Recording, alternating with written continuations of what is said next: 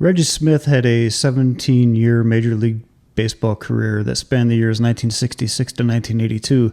He was a 7-time All-Star, a Gold Glove winner, and played in 4 World Series. Today I'm going to be joined by a subscriber, Dan Bernier, who is a Reggie Smith super collector. Dan, welcome to the show. I know you're obviously a Red Sox fan. I've been a Red Sox fan for, since 10 years old. Part of my allure to collecting, I say collecting because the game is secondary to collecting for me. I do love the game, but Reggie Smith came out in a board game that I got as a 10-year-old kid, and it was a Milton Bradley, and he and Rod Carew, those 2 cards. Whenever I close my eyes and think about when I first started collecting, those are the players that meant something to me. To the point, of course, that over the years, I eventually finished building the 1968 set. Call that my Grail set, if you will. But yeah, I've followed the game much over the years, and I really took a liking to Reggie Smith. Sad when he moved on to other clubs, but that was all right. It's all part of the game. I remember, before TTM even became popular, I thought of sending him out, a letter, how I appreciated him, and the game. Of course, there's a lot that can be said about different players and the allure, but like I said, that youth face of his, the rookie trophy on his 68 card, it just, that to me was baseball. And so he really would have been called, for my first 10 years of collecting, let's say, would have been my favorite player. So you wrote him a fan letter? Is that what you're saying? I had considered and never come around to doing it. I would have wanted to do that, and I always just put it off. And now I'm like a 65-year-old fan. Reggie Smith is 80 years old, and I'm thinking, how come I never wrote to the guy and says, hey, Well, it's not too late. Huh? It's not too late. I don't think so. There's hope for me yet. You should consider writing him. I do see he's got an active Instagram account, or somebody's running an active Instagram account for him based on his camp. Before we get into your collection, maybe we can talk a little bit quickly about his background, because Reggie did have a pretty solid, long MLB career, 17-year career from 1966 to 1982. And Dan, correct me if any of this stuff that I say is wrong, because you know him better than I do, but he was a 7-time All-Star, a Gold Glove winner, and he played in 4 World Series. He grew up in Compton, California, which is a tough place to grow up today. I don't know what it was like in the 60s and 70s. He was mentored by former Negro Leaguer Chet Brewer, and also that Reggie's dad played in the Negro Leagues, albeit just for 1 season. But point being, he had a number of experienced baseball men in his life who helped hone his skills and prepare him for life. Reggie has had an impact post-playing days that a lot of athletes don't. He's very involved in humanitarian efforts, and that's always a great thing to see. He was a high school football star as well as a baseball star. He had an opportunity to play college football or baseball, and because of monetary needs with his sick father, he opted to go into pro baseball. I'd say it worked out pretty well for him. He was originally a shortstop and had a cannon for an arm, so much so that when the Red Sox acquired him, there was thought of turning him into a pitcher. But Dick Williams didn't want that to happen. He wanted him as a center fielder. So why don't you go ahead and give us a tour of some of what you've got behind you, because you sent me a lot of images. I see a Reggie Smith. Is that That's a poster. That's a poster. I think that came out in the 70s, 70, 71, somewhere in there. I bought that on eBay only because mine didn't survive. My Mhm. posters didn't survive from my collecting days, but I was, back when I started collecting in 1970. Again, I fall in love with that 68 card, and I'm thinking I'm a collector. Mhm. So, anyways, I would buy packs for like 10 cents a pack. And I used to like it. We used to have a paper run, and anything that would state to me tips or let's say my profit, I Mhm. was going there and I was buying packs, and sometimes I'd buy, half a box because I could have, $1.20. You could get the 12 packs, type of thing. Yep. So, anyways, that's how I started.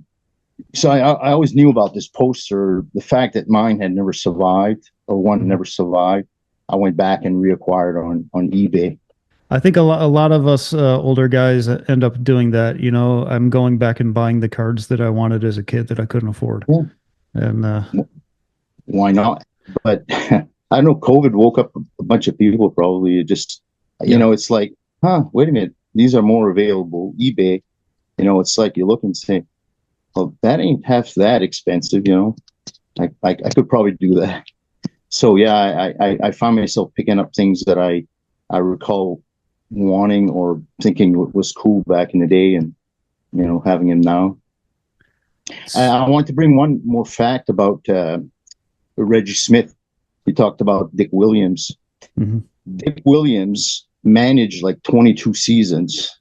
He had Reggie Smith, I believe, on two different clubs, and he was chosen as Dick Williams' all-star team. Like, in other words, if Dick Williams says, out of all the people I've ever managed, Reggie Smith would be top in that list. I thought that was pretty neat. Yeah, it says a lot, and it says a lot about Dick Williams too, because that organization, unfortunately, the Red Sox organization in the 50s and 60s, Yeah. didn't really have the greatest racial relations. I don't know how to say it. As we know, they were the last team to integrate with Pumpsie Green, and there's a lot that's been written about Tom Yawkey and his views. You don't have to dig too far to see some of the issues that Reggie had to face playing in the outfield there, even in his own home stadium of Boston. Reggie at times wore a helmet in the outfield because fans would throw things at him. The front office and fans were the worst for him. The Yeah. guys that he played with loved him. I'm assuming you continue to follow him even after he went to St. Louis. I I, I ended up picking up. I'll show it in a little bit here, but his an autograph. He managed, coached, whatever the Olympics, and certainly on occasion I'll look at Reggie Smith stuff. I try to pick up mostly Red Sox related items, Yeah. but certainly I'm glad to have all the top sets. They I got them all back to 1968. It's like I would have never thought that possible, but over the years that made it happen. But Well, let's take a look and see what you've got over there. I'm going to slide over a little bit here. So this would be his early playing cards, with the Red Sox. So you get the 67. Then in 67 they came out with the stickers. 1968 there was the card that led me to collecting him in the first place. 69 too. He's so youthful. That pose is awesome. 70 would have been the first card that I saw him saying, "Yeah, this is my guy." 71, I believe he got an MVP that season, and then the 72 has an autograph on there. I bought that on eBay, and then 73 was his last year with the Sox. That would be a super. Mhm. So on this lower row here, I call it the lower row, would be his Kellogg's cards that I have in my collection, and then I have him in his Cardinals uniform. So that's 74. Imagine you're a Reggie Smith fan. You open packs in 1974, and he's wearing a red cap SL. It's like, Mhm. what? But of course, happy for St. Louis because he did some justice for them in the years that he was there, I believe, anyways. Yeah. Then you have the 75, the large and mini, and then his 76. Then, of course, he went to have probably a better part of his career, making it to World Series and stuff with the Dodgers. And that 77, that swing is just beautiful. I have him in a Red Sox uniform in that pose in one of my magazines, and I just love it. So, are you able to see the USA autograph? Yep. You're seeing that, okay? Okay. Yeah. So that I picked that up because I knew it was an official, sanctioned by Upper Deck type of thing. Mm-hmm. Then in the background, there's his there's an oil company. I don't know the name. I should have probably gotten that, but some Atlantic something or other oil company that made or had made those Red Sox team set. So you can get even their Carlos Yastrzemski that year. But I picked up just the Reggie Smith. Yeah, and there's nice. there's that poster, and I framed it up. I'll take a quick stroll here. Just show the viewers, I guess. Sorry if I was going to be dizzy with this, but I'll try to do it as slow as I can. Looks like a card shop. Maybe you can edit. Yeah. So this would be his 1968 season. So he's on there in a small. You get his simile autograph underneath this picture. So the 1969. You can see him over the years. I'll just slide nice and easy. These are those are the yearbooks, the Red Sox yearbooks. Sorry. Yep. Yeah, and I just pulled it out to the pages where Reggie was shown there. Yeah. But I got all the yearbooks back to like 66 or something like that. That's that backswing that he's got there. I just love that. Mm-hmm. And here's another Reggie pose there when he would be done batting. I wanted to talk to you about what you thought of Reggie and the Hall of Fame. Because when I started looking at his numbers and his career, I think that you can make a pretty solid argument that he should be considered for the Hall of Fame. And it doesn't look like he was ever really taken seriously for the Hall of Fame. And if we dig back in the era or a little bit before him, I think he compares well to Richie Ashburn. And if Richie Ashburn is a Hall of Famer, I don't know why Reggie Smith is not a Hall of Famer. They have almost identical WAR. Reggie Smith has a ton of home runs and RBI. They have virtually the same on base percentage. Reggie won a Gold Glove in a World Series and 7 All-Stars. So I'm not sure. What do you think about that? Well, like I shared earlier, I never really studied numbers big time there, mm-hmm. but I do hear it and I do read that. And one of the things that I read getting ready for this is the comparisons, his on base percentage and all these kind of things. Sometimes you see these numbers and say, yeah, why isn't he there? Mm-hmm. It depends which, the club you're on too sometimes, but it surprises me because I believe he had good years with Los Angeles. Why? Well, I think the best year of his career was with the Dodgers. Yeah, statistically, in 1977. Yeah, you would, so forego, let's say, okay, with the Red Sox and, but anyways, it would be nice. One other thing that I read one time, it was kind of interesting, and, this is not a play on anybody that does voting or anything like that, but, who's your favorite, right? So somebody sits there and studies the numbers and says, oh, he belongs. But depending on how the voting, ends up, somebody can miss getting in just by select votes, Well, I do think part of it too, he had a strained relationship with the fans because of the racial tension. He had a bad or strained relationship with the Boston press, much like Ted Williams. Uh, and if you don't have the media on your side, I think that especially back then, can color a lot of people's opinions. Nowadays, athletes have so much more of a voice through social media or what have you, where if you have a handful of local writers that don't like you, that's not going to color everybody's opinion of you. I Maybe have, maybe we give him a voice today, you know. Maybe we give well, Reggie a voice today. I do think, the Hall of Fame is, I don't get overly wrapped up into who's in and who's out, but I do like the Yeah. idea of the Veterans Committee and former players being able to go back and consider uh guys that may have been missed. And Yeah. I think that's a good thing.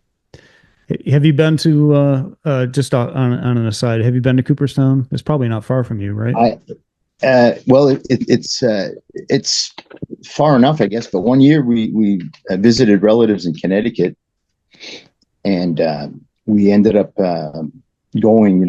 I was like, that was like awesome. I'm surprised I haven't been. Again. I've been to Fenway quite a few times. Hmm. My former job used to be a purchasing agent at a paper mill.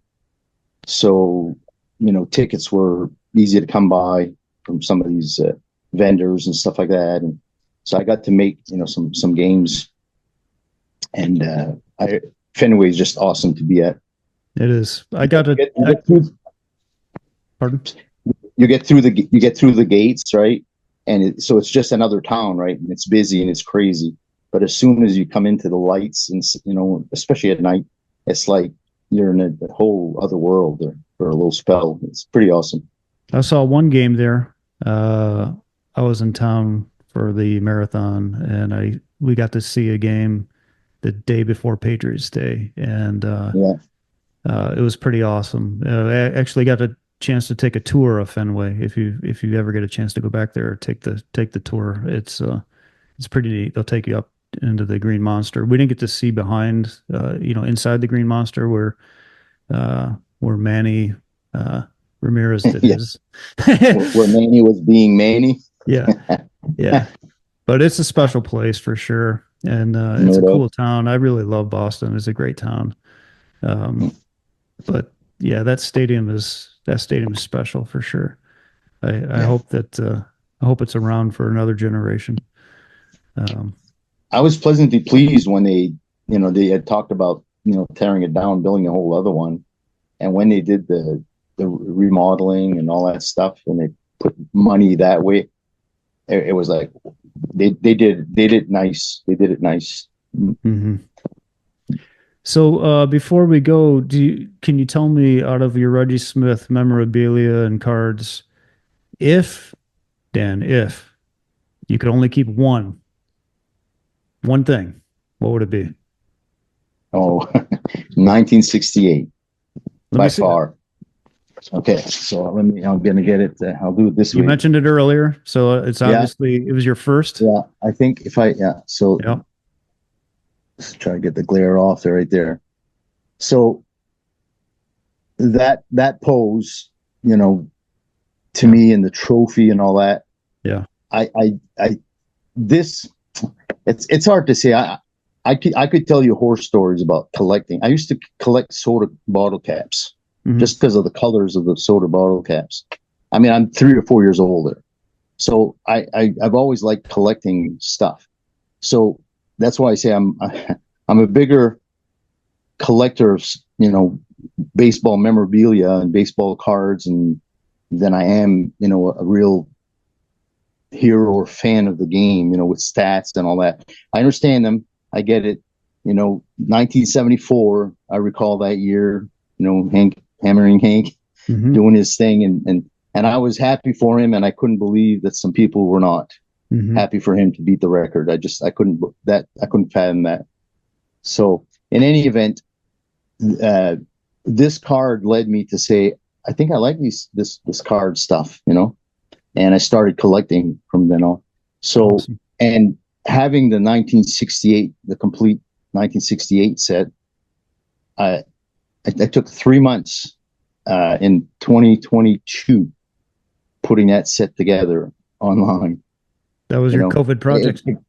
it was, yeah, it was a over $3,000 scrape. Yeah, I know it's a lot of money. It's crazy, but I did it. I ended up with probably a 1 or 2 Nolan Ryan, mostly out of a trade. I had to get rid of a Mickey Mantle to get the Ryan, but I put that set together.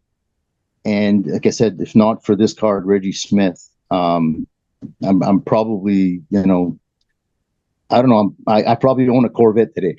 Just kidding. That's what started it all, huh? Yeah. Somebody asked me one time, they come in here and they look at all my cards and they say, "Oh my gosh, what kind of money are you talking about?" I says, "Oh," I says, "probably the price of a Corvette." And I know you got one, so I thought I'd throw that out there. I have one as of now. I'm considering selling it. So, Yeah. Well, hey, I've got 5 minutes left on the timer. Would you okay. mind showing us you showed me your binders and your sets before. You want to show that Oh, off? yeah, sure. I'll probably won't do too much talking unless something comes to mind, but I'll just walk around there. So if you come into my card room and you take a left, you start looking at this. So these here, maybe if I stand, are you able to see that pretty good right there? Yeah, those are all Okay. binders of sets. All binders of sets, all tops up. You know, the red ones are all tops, or even some burgundy ones, but the blue ones are Fleer down at the bottom. That's all my Fleer stuff. Okay. Wow. But those are all my sets. And what I do is I made up these labels that depict, you know, the set, you know, that's within there. So it's easy grab to know where the year is. Wow. So it keeps coming into my card room. It's longer than narrow. Yeah, it's a narrow room, but it's quite long. Then I've got all these things, you know, starting lineups. Yeah. And these are just the favorite starting lineups. You know, if you look at, and I'm going left a little bit at the top there, but all these starting lineups, Cooperstown collection, whatever, I've got all these sets in boxes. Wow. You know what I mean? And it's amazing. like, but my favorite ones, you know, like the Hank Aaron, like I know you're a Hank Aaron guy, maybe a Clemente guy. So you see those right there. Awesome. Okay. So yeah, but and then I got a little bit of a Griffey thing going over here. Okay. And I see a Ripken. yeah, these are all puzzles that came out of Donruss down there. Oh, neat. So put all those together and nice up on the wall. Wow. So you're super organized. So stepping back a little bit, so this corner here is all, so you can't own everything or at a good price. So these are all photo images that I picked off, you know, online. And so I got some early Red Sox in that corner there. Are you seeing that well enough? Yeah, it reminds me a friend of mine, Mike Deeds, has a wall of photos of historic events from MLB history, and his is really awesome. I got to get him on at some point.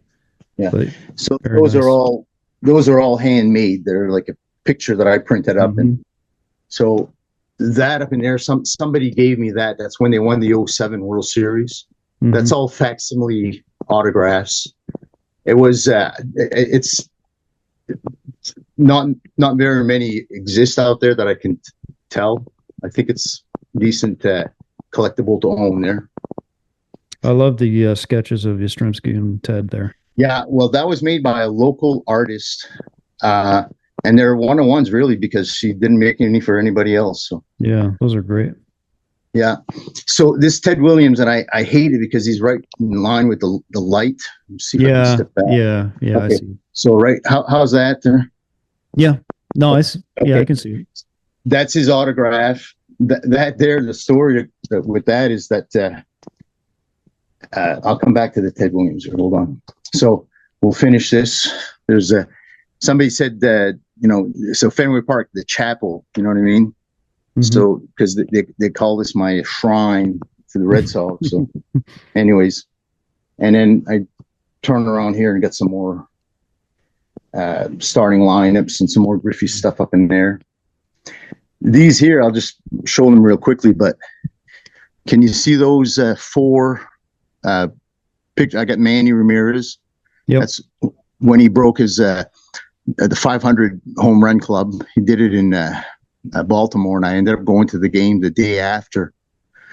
So I've got my ticket. The Buchholz when he got his no hitter, Poppy walk-off home run. See, this is why it's a shame that they don't offer paper tickets anymore. Yeah, I know. I want to thank Dan for his time. I really appreciate getting an insight into his amazing card room down there. I have nowhere near the size of that collection. If any of you out there have an interest in discussing a player that's meaningful to you, my only requirement that I ask is that he's not a Hall of Famer. I would definitely be interested in having you come on and share your passion. Just send me an email. I'm at the.athlete.archives@gmail.com, and we can go from there. Thank you for your time. Take care.